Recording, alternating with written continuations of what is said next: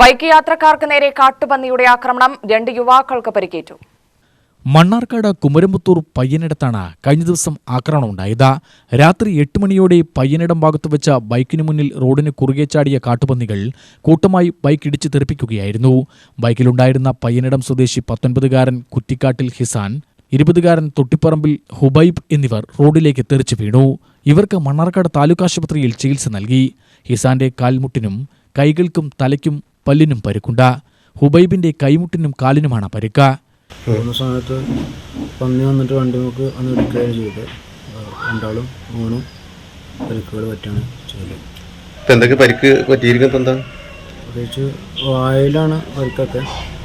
പല്ലുകൾക്ക് നല്ല വേദന ഉണ്ട്, പിന്നെ നെറ്റിയിലും മുറിയായിട്ടുണ്ട്, കാലുകളിൽ മുറിയായിട്ടുണ്ട്. നല്ല പിന്നെ ഒരു ചതവ് ഒടിവെന്തുണ്ടെന്ന് പറയുന്നൊന്ന് കാണിക്കണം എല്ലിന് ഡോക്ടറെ.